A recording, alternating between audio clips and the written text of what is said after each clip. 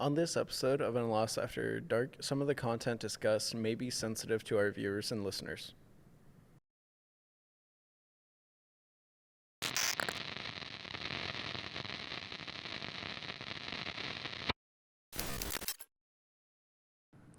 Hi, welcome to another episode of Enlace After Dark. I'm your host, Terry Perez, and with me today is Joel Guerrero.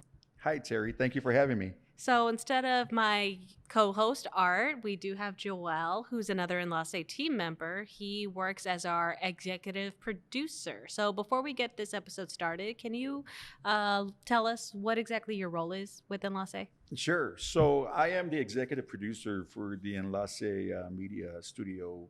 And in a nutshell, I just make sure that everything runs the way it's supposed to run, oversee all the roles. So technical director, the video editor, the script writer. So I kind of orchestrate, but the real work is being done by all the individual members. So we're only as successful as the team is. So that's pretty much what I do in a nutshell. Okay. And well, with today's episode, it's going to be something a little different than what we normally do. With our podcast, we, of course, like when we talk about a variety of things, we sometimes talk to some interesting people. And Joel is actually pretty interesting. He's not only an executive producer, he actually is a veteran he fought in the Gulf War, actually. To get things started, what exactly was your position and your ranking in the military? So, well, first, before I get started with anything, I want to make sure that it's understood that whatever I discuss or talk about today is going to be based off of personal experience. Mm-hmm. So just wanted to put that out there Oh, yes, first. of course. But I am a Gulf War veteran. I joined in December 1993, and I served 7.5 years. I was a Patriot missile crew member. 14 Tango for those military buffs that understand what those MOSs are. Um, and in short, I was a crew member that worked around the Patriot missiles. The Patriot missile was known as the Scud Buster during Desert Storm. And I had the pleasure of learning how to work with those big $1 million missiles. It was a fun time. But also, part of the role that I did, I was also a driver for the colonel and sergeant major of the units that I was in. Mm-hmm. So that was fun. I kind of bounced between roles. Yeah. What made you want to enlist in the military? Well, the funny thing about it is, so in high school, I was in JROTC in high school. So I took a liking to that. And believe it or not, I was originally going to be a Marine. I was already a Marine Corps DEPER, or a delayed entry program person. And that changed. That changed because I had initially agreed to enter into the Marine Corps with the buddy program, or the buddy system, right? Where there's myself and a buddy. We enter and we're supposed to kind of follow each other, to make the experience less stressful, I guess, is the whole reason behind that. And then shortly before I graduated high school, the Marine Corps recruiter approached me and told me that my program had been deleted. And so therefore, for me to enter the Marine Corps, I was going to have to go into the Marines as an open contract recruit. And I said, no, I won't. I won't do open contract. And it's funny. It's funny because I've always said that everything happens for reasons, right? And not too long before that interaction with the recruiter, I had actually had a brief conversation with a naval officer prior to that. And so he specifically told me to look out for that. He specifically said, if that recruiter says the words open contract, you better run. Do not agree, right? Because it's pretty much you're signing a blank contract and the Marine Corps is going to fill it out to put you wherever they want to put you. So, if they say open contract, run. And it just so happened that that's exactly what my recruiter came to me and told me. So had I not had that conversation with that naval officer that day, I probably would have been something in the Marine Corps, and it probably would have been something I didn't want to do. But luckily, I had some guidance from a Army recruiter. I wasn't supposed to talk to him yet because I was a dipper for the Marine Corps. But the Army recruiter is the one who suggested that I go to a congressman to file a complaint because I was having a problem with that Marine Corps recruiter, and I had to file a complaint. I mean, it got so bad that my recruiter took me into the recruiting station, and the station commander took me into a small room. I mean, it was so small that it was only able to fit a little love seat couch, a coffee table, and a chair. And so they sat me down on the coffee table, and the station commander just pretty much leaned in and just got in my face, and he just kept trying to intimidate me. And, you know, you already made a commitment. You know, you took the oath. You're going to be a Marine. You know, it's not about the job. It's about the title. It's about being a Marine. And that didn't end well. Because I still said no, so everybody was pretty upset with me, and then that's why I needed to get away from that. So the Army recruiter is the one who said, "Hey, go talk to the congressman; they'll take care of it." Mm-hmm. So I went, filed the complaint, and within a couple of weeks later, I did receive a letter in the mail from Henry B. Gonzalez back then. All of this was happening around 1993, so that kind of shows how old I am. But I did get a letter from Henry B. Gonzalez, the congressman at that time, that stated I was officially discharged from the United States Marine Corps Delayed Entry Program. So I had to go back to that recruiting station because they kept the Social Security card. Wow. I don't know if that was standard practice or if that still is standard practice, but they kept their Social Security card and they kept it in a little index box, right? So after I received that letter, I took that letter to the Marine Corps station. Everybody already knew it because when I opened the door to that Marine Corps station to walk in, all the recruiters that were sitting around, they all saw who it was, and all of them turned around in their chairs and gave me their backs. And I was like, wow. So I walked straight over to my recruiter, and he was already digging into his index box to pull out my Social Security card. So he didn't say a word to me. He knew what I was there for. When he got it, he tossed my Social Security card onto his desk, and then he too turned around and gave me his back. Oh, wow. And I was like, wow. So naturally, I grabbed my Social Security card, walked out, went straight to the Army recruiter, and there you go. There you go. That's how I ended up in the Army. So long story, I know, but yeah, that's everything happens for reasons, and that's just one of the many situations that have occurred in my life, or at least while I was in the military. So yeah. And then once you were enlisted in the military, would you say what you experienced was very similar or very different to what you imagined when you decided that, hey, I'm going to enlist in the military? So the military, well, when I say the Army, in my mind, I had a total different vision, right? Because up until that point, I was going to join the Marines. So I was gung-ho, you know, I wanted to be in the jungle and the swamps with, just like you see television commercials. So with that aspect, it probably was different. Right. So, but when I joined the Army, I ended up going into air defense artillery. And why? Because they actually gave me options, whereas the Marine Corps didn't, right? They gave me options, you know, what do you want to do? Where do you want to go?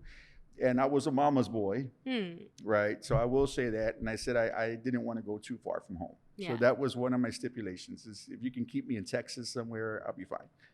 And so they said Fort Bliss. Fort Bliss is in El Paso, Texas. Yeah. So that was at that time, it's not no more, but at that time, that was the headquarters for air defense artillery. So he pitched that to me. He told me it's 7.5, 8 hours away. You'll be close to home. There's not many bases around the United States, so you'll be there for the majority part of your time, and that'll meet your qualification. And I was like, let's do it. So yes, was it different? Yes, it was. It did not.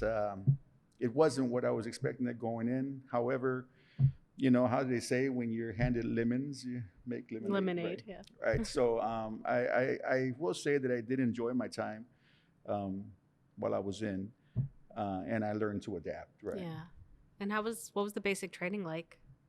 Well, basic training. So it's funny you bring that up because that was probably where one of the biggest one of the biggest life changing situations that it occurred for me in basic training. Um, so it had to have been in February of 1994. In basic training, the Army, they do I'm sure the other branches do it too, but in my experience, there's a night infantry course, and the idea behind that course is it's supposed to simulate battle, right? So you're low crawling under barbed wire. You have bomb simulations going off left and right, and then the most important part is you have a gunner who is firing an M60 machine gun over your head. Well, when you're 19 and it's pitch black and you've never had that experience, I mean, your adrenaline's rushing, you fear for your life, right? Because you're low crawling, but you still take a peek up and you could see the tracer rounds flying over your head. Those are real bullets, those are real rounds, right? So the reality of the matter is they're flying 8 to 10 feet over your head. So you could stand up and walk and you're not going to get hit, right? That's the idea behind it. It's more for simulation purposes. However, on this given night, we stand at a wall, right? And drill sergeant is sitting on top of the wall.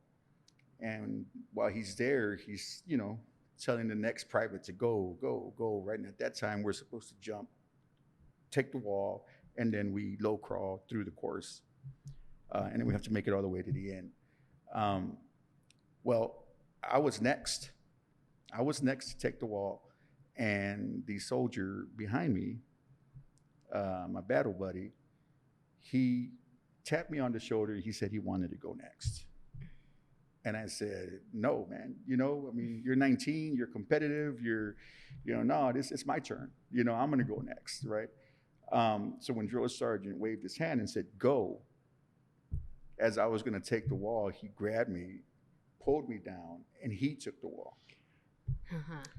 So he ended up going ahead of me in my place. So I was angry at first, right? So I had a mission. I was going to catch up to him and just give him a piece of my mind, right? But that didn't happen. It didn't happen because when I took the wall, halfway, not even halfway, probably a quarter of the way in, we start hearing the word ceasefire, ceasefire. And ceasefire just means stop shooting, right? Ceasefire. And so why are they yelling ceasefire? We're right in the middle. There's still a whole platoon of soldiers behind me who need to take this wall.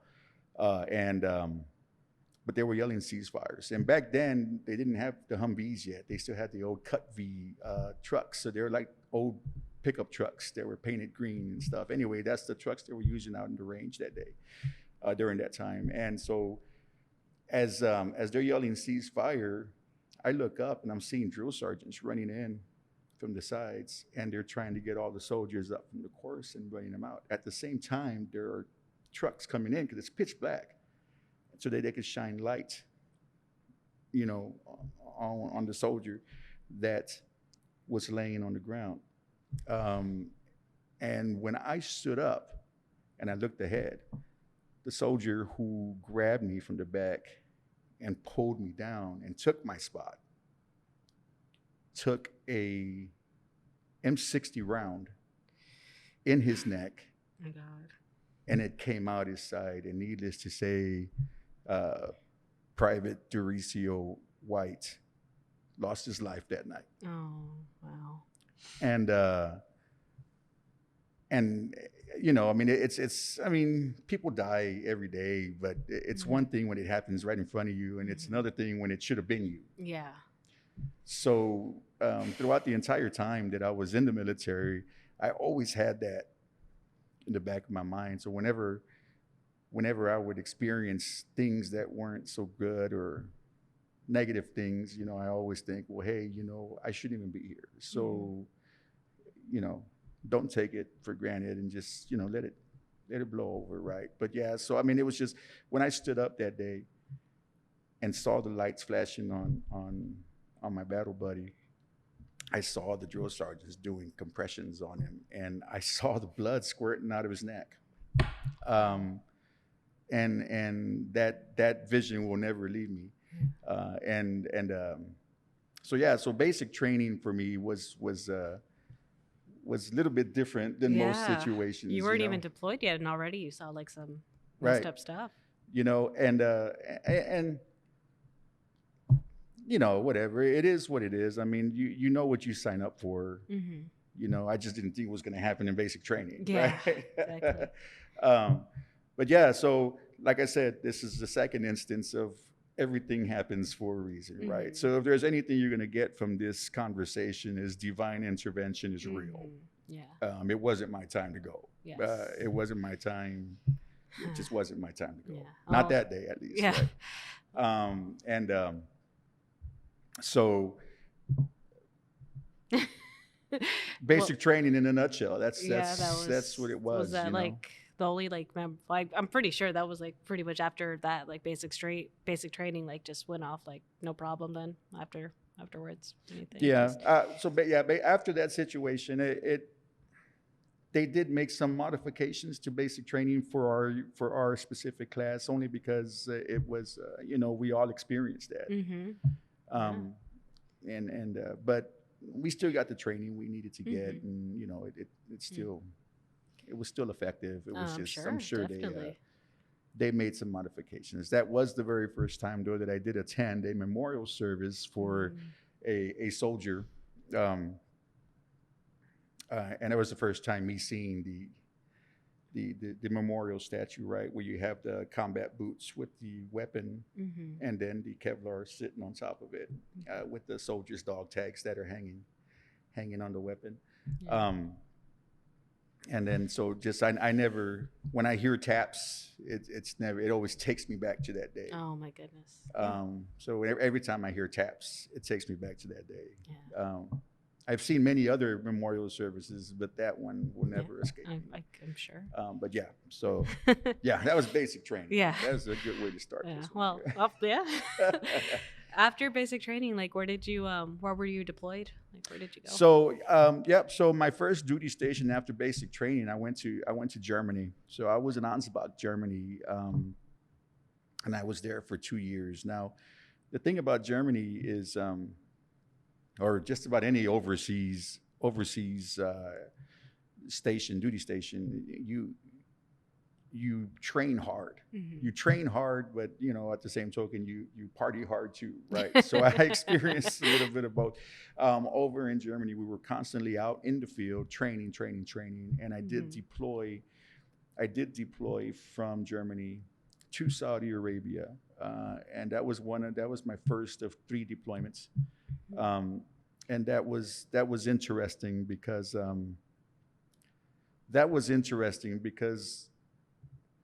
we were getting bussed back and forth to our site where we were doing our Patriot drills, and then had to get bussed back to our base camp, right? And that was in Riyadh. So every time you left base, you always ran the risk of an ambush or somebody trying to kill you, right? I mean, there was always that risk. So you were always on edge. But I think what happened during my first deployment that really messed me up was I had to leave early because I had to PCS, right, or permanent change of station, meaning my time in Germany was up, so I had to move back to the States. So they had to send me from Saudi Arabia back to Germany so that I can out process, and then they put me on a plane back to the United States.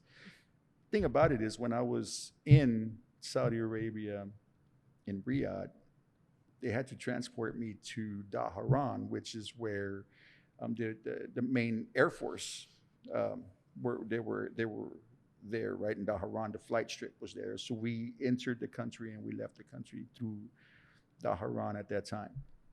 This was in 1996. So I don't know if you've done any research on it, but in 1996 in Dhahran was the year that the Khobar Tower they got blown up. There was a terrorist attack. They used a fuel tank, a fuel truck. They parked it along the edge of our perimeter, and then they detonated the truck, and it blew a huge hole in the area, and it knocked off a whole side of a building. We lost 19 airmen that day. Wow. And why that's important to me is because I was in Dhahran waiting to leave the country. Yeah. So it was just one of those things where I was in the billets or the barracks. I had just left. I had went to the flight line, hopped on a plane, and when I landed in Germany, I saw the news, and they had just blown up the towers. Wow. So once again, More divine intervention. Yeah. So I mean, it was so many times that little things that wasn't little by no means, but No. things happen to where I question why, how. Yeah. So that was a significant moment in my first deployment that I won't ever forget, right? And so anyway, I came back to the States, and Did you come back to Texas? I did come back. I went back to Fort Bliss. Oh, okay. And I ended up deploying 2 more times from Fort Bliss. So my second deployment, that was in 98. So it's kind of like every other year, 96, 98, and 2000, I deployed over to Saudi Arabia. And in 98, I don't think there were any real issues that happened there. I think one of the things, we almost had an international incident because we were tasked. Mind you, in 96, the tower had gotten blown up, so they relocated all of the military that was the U.S. military that was there. So they were still in the process of moving stuff. So we were driven to Dhahran so that we can drive back in the convoy vehicles back to Riyadh. It was just crazy, right? Because once again, you're out and about, right? You're out and about amongst the people, and you don't know what's happening, and you're in a convoy, so you're clearly U.S. soldiers in that country, and some people just don't like us out there, right? So it just so happened that in our convoy, the truck that I was riding in, I was riding shotgun on that day, and I don't know if there was true intentions of wanting to attack us.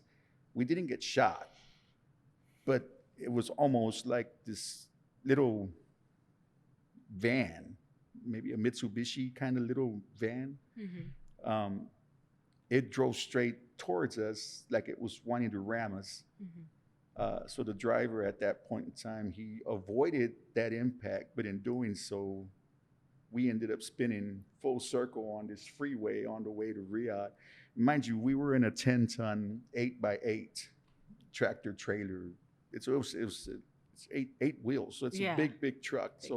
If you can imagine this huge truck just spinning on a freeway. Wow. And then we slammed into the rail of the with a concrete barrier on the side of the freeway. And as that was happening, traffic over there is not the same as it is here. No. They did not care that this was happening. They were still driving by us, and they were getting around us. And there was this another one of those little vans that you could clearly see that we barely missed them. And that van was full of Saudis. Oh. So when I say we almost had an international incident, had we made contact with any one of those vans or those people and killed, because these are big trucks we were in. Yeah. Against these little bitty minivans. It's not like you guys can like hide. So. Yeah, those people would have died. Yeah. Had we made impact with them. And that would have put us at odds. Yeah, As it is, there's no status of forces agreement in Saudi Arabia. I don't know if there is now. I'm talking back in this was in 98. Yeah. So, but yeah, so that would have been a very bad day for the U.S. Had something really developed from there. We were able to get away, and we were able to continue en route, and nothing came of it. So thank God for that. Yeah. And the only other, when I say memorable moment, it's not because I want to remember it. It's just something that sticks just in my stands head. out for you. We had an NCO, a non-commissioned officer, one of our sergeants in charge. He was having problems at home, right, when he deployed, and we were all in the shack, right? We call it the shack because when we do go out to site, we have to stay there overnight, and then they bus us back, right? So when we were in the shack, this particular NCO, this sergeant, he grabbed his weapon, and he said he was going to go on a rove. Rove is where you walk around the perimeter, guarding, right? So and he did it on his own, and we kind of thought that was weird that he did that, but he did it. Yeah. And he was a sergeant, so we let him do it, right? And then just not even a half hour later, he shot himself in the gut. Oh wow. He turned the M16 and shot himself in the guts. He was trying to commit suicide. Well, that's against the law over there, right? So once we heard the gunshot, so we had a quick reaction force run because we thought it was an attack. Right? Yeah. So we had a quick reaction force run out into the area, and it turned out that it was that sergeant who was trying to commit suicide. Well, we had our medics there. They were able to patch him up, and they were able to get him to the hospital to get him better. But that was against the law. And when that was against the law over there, so when they found out, the authorities found out that it was a self-inflicted gunshot wound, they wanted him because that's Sharia law. There's no messing around with that. Had they got their hands on him, they probably would have beheaded him. That's just not something, that law over there is not like the law over here. Yeah. So the United States government had to get him out of that country immediately. Wow. Oh my So goodness. and it was just crazy to be a part of that because we had Saudi police and Saudi officials coming onto our base because they wanted that soldier. They wanted to get that soldier and punish him for that. And luckily, we were able to get him out of the country. And he went back to, he ended up going to Germany. And it just turns out that he did survive. He did survive. He lost a spleen and part of his stomach, I think, whatever. Yeah. But he did survive, so his suicide attempt failed. But he gets to live to tell that story, I guess. But that just kind of sits with me that suicide is real. Yeah. PTSD is real.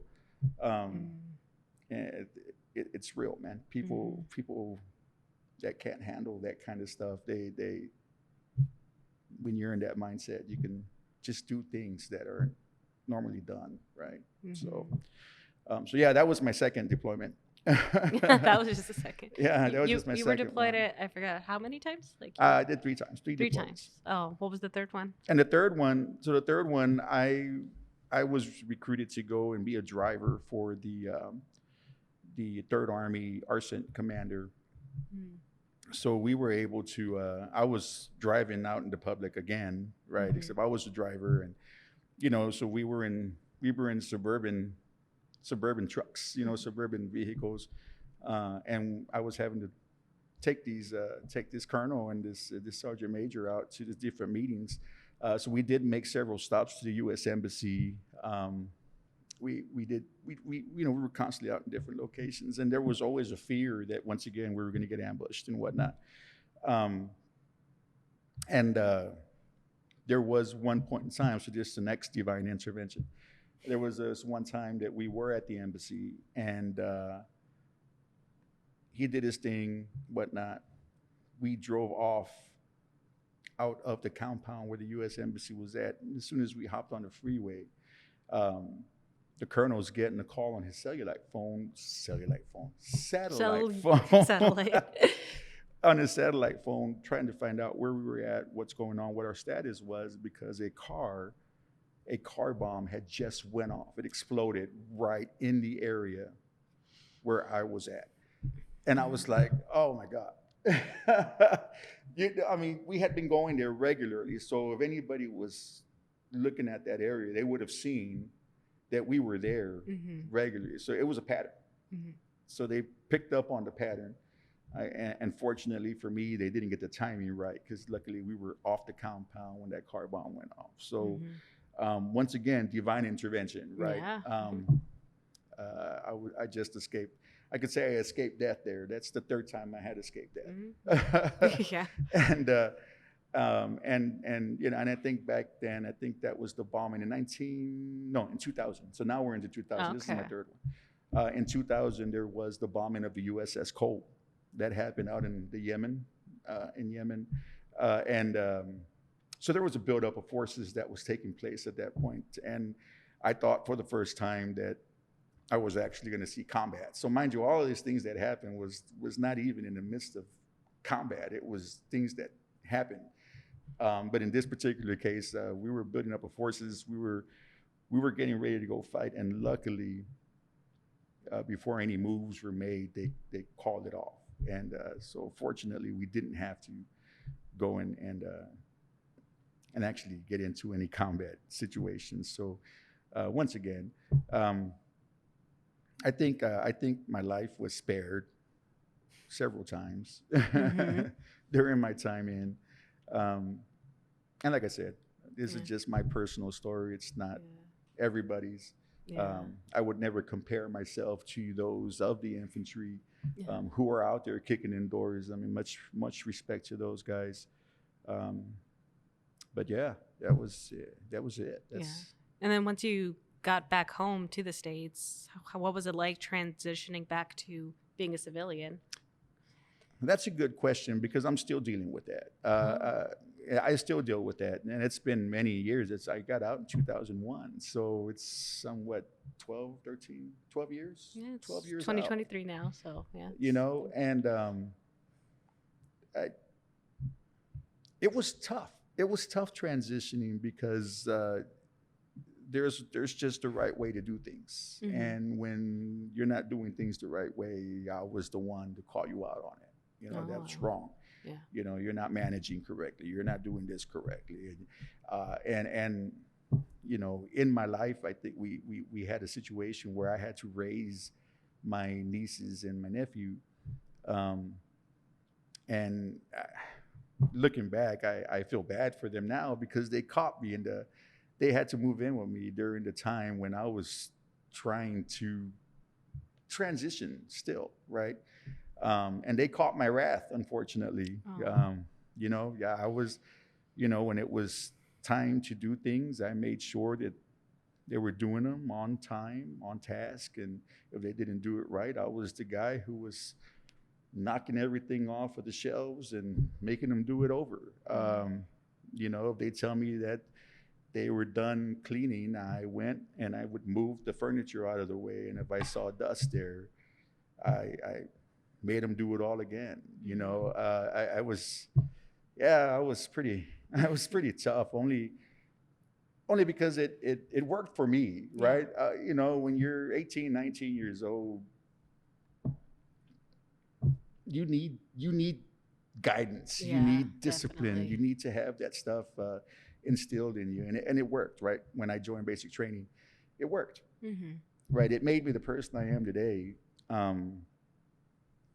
But yeah, it was a big transition. You know, I'm on my third marriage. You know, and during that time, in the first 10 years that I was out, I had 12 jobs. So it was like I couldn't even just maintain solid employment because everybody was wrong and I was right. Yeah.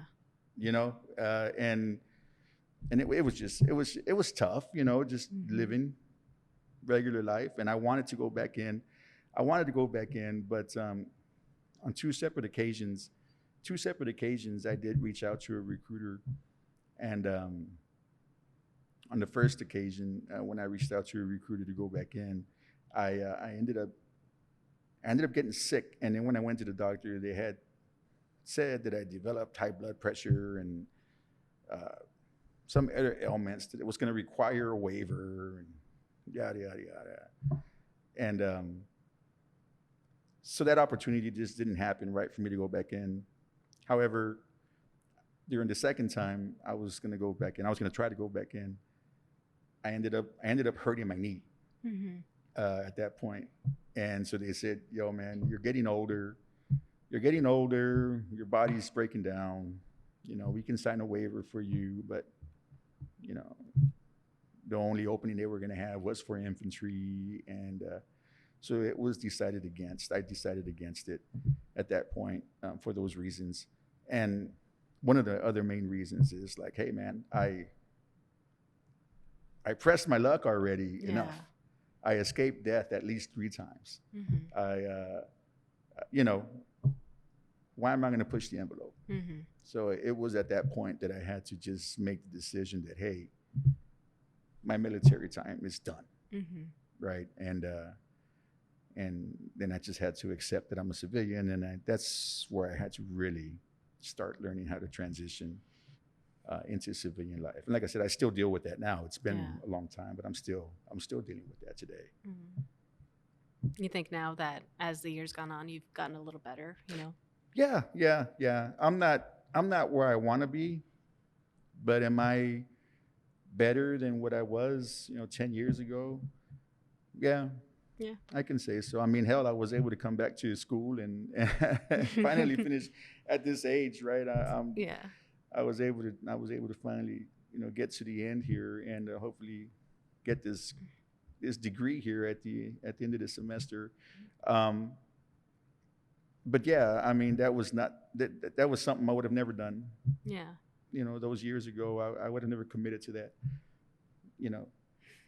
And why? Right? Because every 2 years we were moving. Right? In the military, you don't stay in one place too long. Either you're stationed there, but you deploy, and then you come back, and then you deploy, and then you come back, and then you change your station, and then you come back, and then you know what I mean? You're never in one place for too long. So I mean, it's like, how do you commit? How do you unpack and just unpack and live? When you always have to have an A, B, and C bag ready for at any moment's notice, you can get called up to go somewhere. Yeah. You know what I mean? So it was at that point that when I made the decision that I wasn't going to go back in, that I had to, in essence, unpack my A, B, and C bag and just be a civilian. Yeah.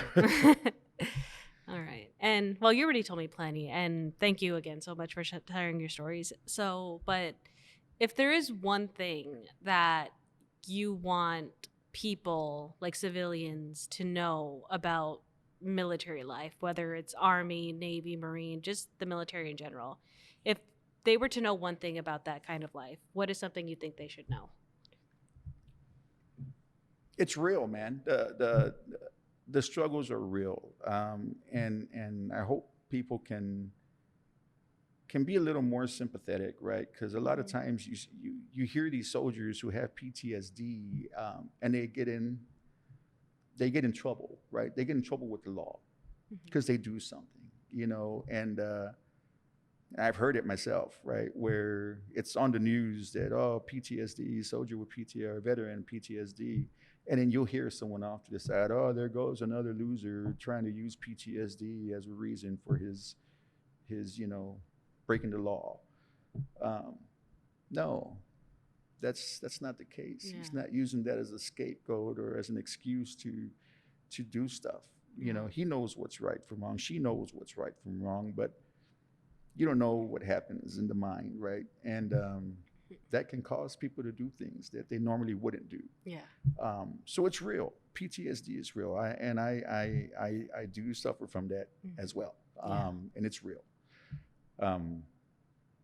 So yeah, just, appreciate the soldiers for doing what they do, and just be a little more sympathetic to them when they have these issues, Okay, well, Joel, I first want to say thank you for your service. I know that's a typical thing to say to the military, but yes, thank you for your service so much. And that's all the time we have for this episode of Enlace After Dark. I want to thank Joel again for coming on set. You're usually behind the camera, so it's really cool to have you here. I know you were nervous also. I am still. Yes. So until we talk again, this has been Enlace After Dark. Bye. Thank you. Bye.